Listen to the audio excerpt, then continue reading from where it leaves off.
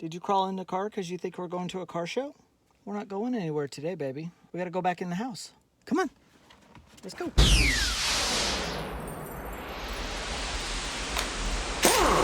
What's up, YouTube? Today I'm gonna be working on the Ferrari 308. My car has one single flagged mirror. It's on the driver's side and it is a power mirror and it works just fine, but it's always bothered me that I don't have a passenger side mirror. So I've looked around, I've asked in the groups on Facebook and things like that. Nobody really has a passenger mirror.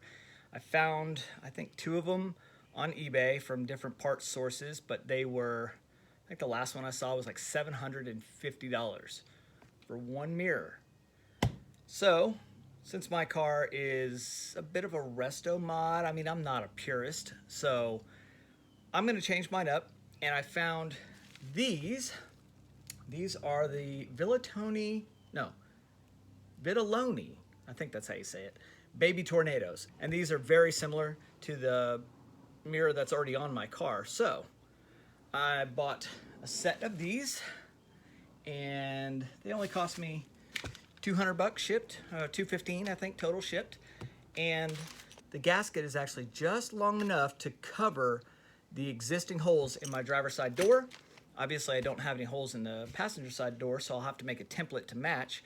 But I'm going to pull that mirror off and at least get this driver's side one on, and we'll see how it looks. I think it's going to be pretty cool. I don't think anyone's really going to notice, a big difference. And this little tornado sticker, if I don't like it, I can actually just peel it off and just have it solid black. So, win-win. All right, let's get started. So here is my flag style. I really like this mirror. I wish I could find another one that matched, obviously, because that's what my car came with, but not really possible, and certainly not for a decent price. Now let's go on the other side over here. I have a blank canvas to work with, so I'm gonna have to take some measurements and I have to drill into this baby. Oh, and the eBay auctions that they have for these mirrors, this small little piece isn't even included. They sell this to you extra. I think one of the places wanted like $50 just for this little piece. There's supposed to be a front piece up here, but obviously that was gone before I got the car.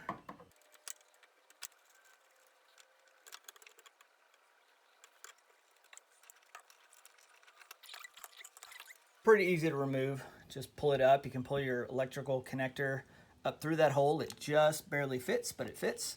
And then just unplug it. Now, if you have this style mirror, you already know that it's kind of a pain because it flops and you have to continuously get in there and tighten that little Allen screw right there. And I've tightened mine a couple different times, but it just doesn't want to stay. Here's what they look like next to each other.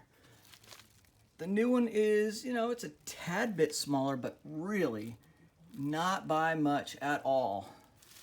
Let's see, not much to the side profile.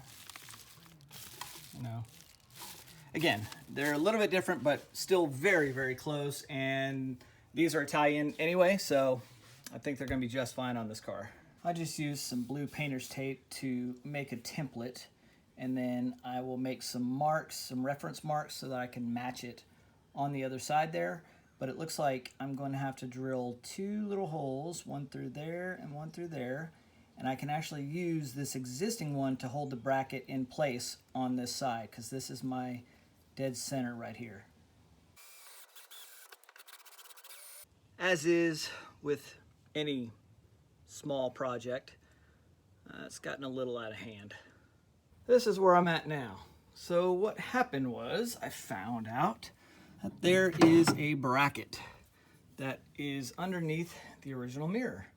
And when I popped those rivets out, this thing fell down inside. So that's what I've been chasing. And now I need to install the mirror, and I'm gonna use these little, they gave me these little inserts that will actually go on the back side, and the screws will go into them.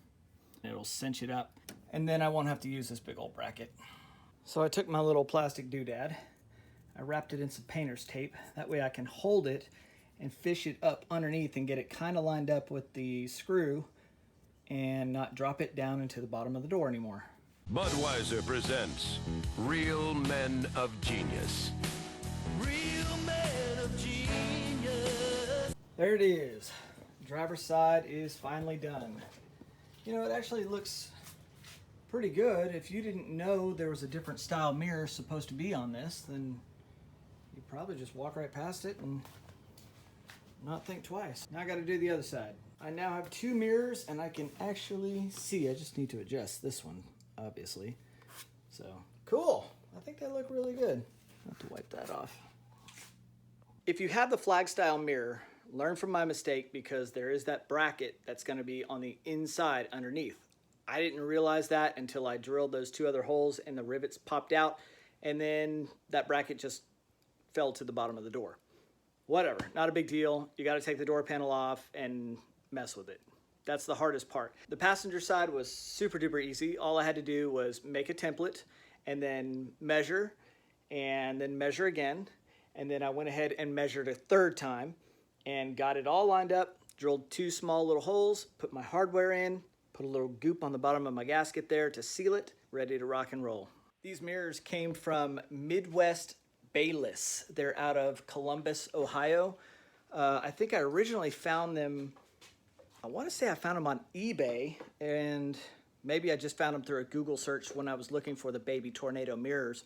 I'm happy to have two mirrors on my car now, and I'm happy to be able to finally be able to see when I back out of the garage.